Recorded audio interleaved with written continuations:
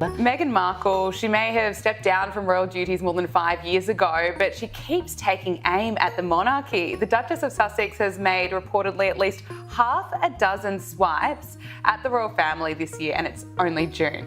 In a shocking turn of events at the 25th BT Awards, media mogul Tyler Perry delivered a speech that sent shockwaves through the entertainment world, igniting a firestorm that Meghan Markle likely never saw coming. With his calm, measured tone, Perry captivated the audience, not with glitz or theatrics, but with a deeply personal story that many immediately interpreted as a direct message to Meghan and Prince Harry. Though he never uttered her name, the details he shared made the connection unmistakable. Viewers watched as Perry recounted extending support to two individuals in need, opening his $18 million Beverly Hills home, footing their security bills, and offering emotional backing at a time when they were newly estranged from the British royal family. As ever, her new company, the very first thing she said was, look, you know, when I had the TIG, which was her previous lifestyle website, you know, I loved cooking and I loved gardening and being a hostess, and that she basically said I had to keep my light under a bushel at this time because of the royal family.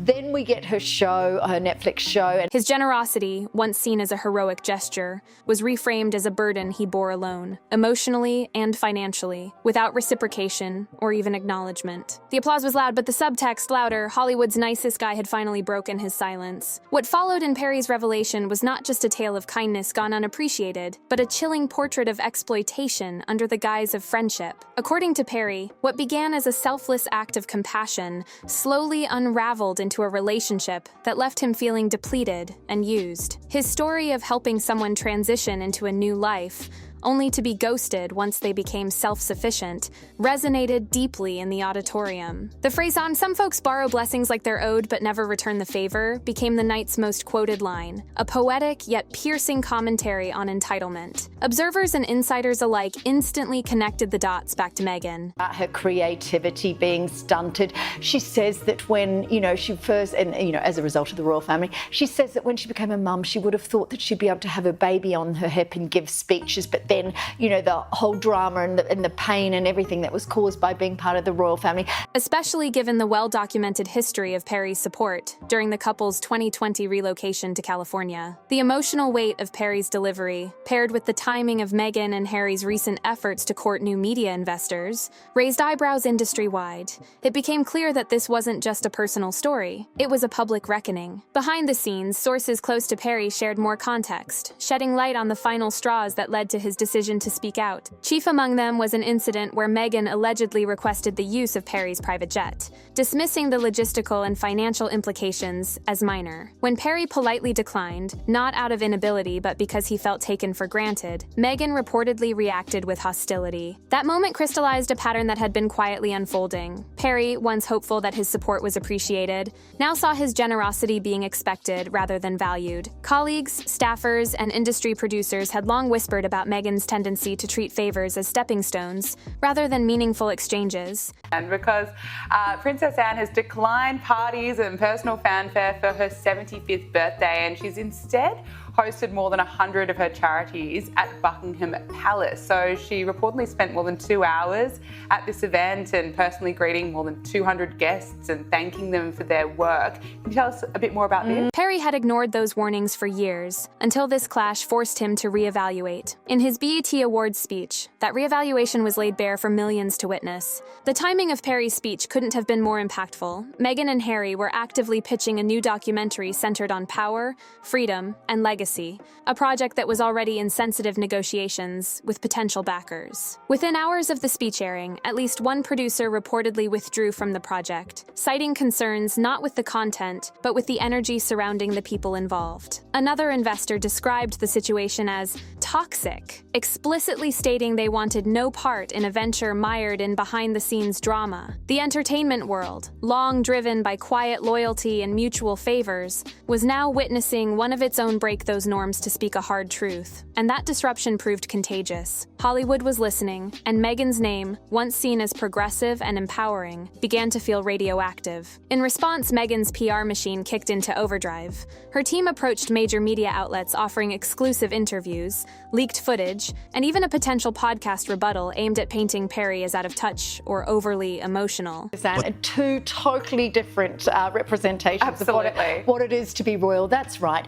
She's spent her 75th birthday's in August, but obviously that's the time of the year, midsummer for the Brits, when they're not around. So she doesn't want a party, any fanfare, anything like that. She's had these 200 guests, all from 100 different charities.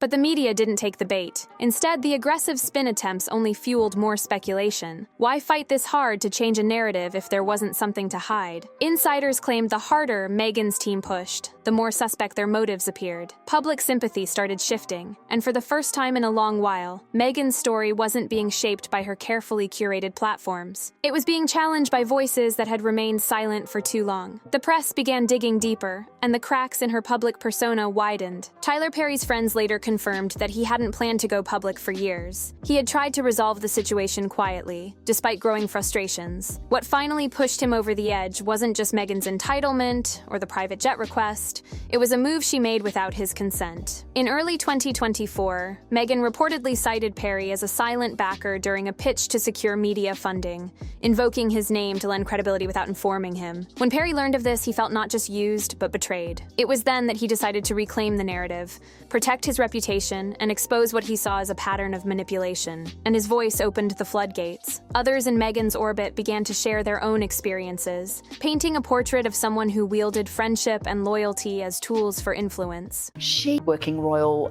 member of the royal family and has been for years. And it's not just some of these charities. If you look back, she's been with Save the Children, for instance, since 1970. She's been engaged with a charity which works with horses and disabled children since 1971. Wow. I mean, these are back when she herself was in her 20s. Former team members from Meghan's ventures began to come forward, including a personal assistant, who described the work environment as emotionally exhausting. They detailed how Meghan demanded full narrative control and punished dissent. A producer from the couple's now-canceled Spotify deal claimed Meghan's relentless pursuit of perfection killed creativity and collaboration, saying she wanted yes men, not partners. Even Oprah Winfrey's camp, once considered among Meghan's most influential allies, began quietly backing away. Sources revealed no calls of support had been exchanged in months, and when Perry's speech went viral, Oprah's team remained silent. That silence was deafening and symbolic. A cultural shift was underway, and Meghan was on the wrong side of it. As Perry's words rippled through the industry, the financial impact was immediate. Archwell Foundation, Meghan and Harry's nonprofit and media umbrella, began experiencing internal freezes. Scheduled hires were canceled, project budgets were reevaluated. Her patronages, meetings and duties they spent a day. And this journalist just said she just knew everything about this charity. She knew all the people involved, the work that they were doing. So lending her name to it, of course, draws attention to it, allows for better fundraising. This is, of course, what the royal family, the whole ethos of the royal family for generations. And long-term plans were quietly shelved. The financial foundation that had once seemed solid, propped up by Netflix, Spotify, and major speaking gigs, was now shaking. Potential collaborators became hesitant, unwilling to associate with what was increasingly being described as a high-risk brand. Meghan's public image, long defined by empowerment and independence, had suffered a serious blow, and recovery seemed uncertain. Social media, often a stronghold of Meghan's support, began to turn. Hashtags that once defended her now became spaces for critique, mockery, and skepticism. Side-by-side comparisons of her statements versus leaked insider accounts flooded platforms. Even die-hard fans found themselves questioning the authenticity of the persona she had so carefully constructed. The sentiment had shifted from admiration to suspicion. Media outlets once eager to run glowing features started pulling back, wary of appearing complicit in a potentially unraveling brand. Meghan had always controlled the spotlight, but now the spotlight was interrogating her. Backstage insiders reported that Meghan was furious. She allegedly sent Perry a series of scathing messages accusing him of betrayal and sabotage, but Perry never responded. His silence, after years of loyalty, said more than words ever could.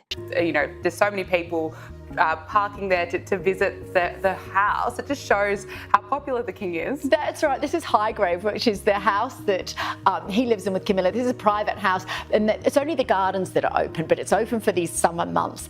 Can you imagine though, you've paid effectively 1,200 Australian dollars to park your car there. Friends close to him claimed he had felt cornered for too long, pushed to give, pressured to stay quiet, and expected to remain loyal even when that loyalty was no longer earned. Other voices added to the growing storm. A publicist revealed attempts by Meghan's team to blacklist journalists who asked unapproved questions. A former Archwell consultant said strategic advice was routinely ignored unless it aligned with Meghan's personal brand. The stories shared a common theme: control, manipulation, and emotional leverage used as tools for narrative dominance. And finally, the damage became quantifiable. A recent poll showed Meghan and Harry's approval ratings in the United States had plummeted by over 30%. In the UK, where public opinion had already soured, the news only confirmed existing sentiments. Brands and sponsors quietly backed away, distancing themselves from potential controversy. What once was a promising media empire had become a cautionary tale. Tyler Perry's decision to speak, quiet, firm, and brutally honest, exposed not just a moment, but a pattern. And in a world where reputation is everything, Meghan Markle was learning the harsh truth. Exile doesn't only come from crowns. Sometimes it comes from culture itself.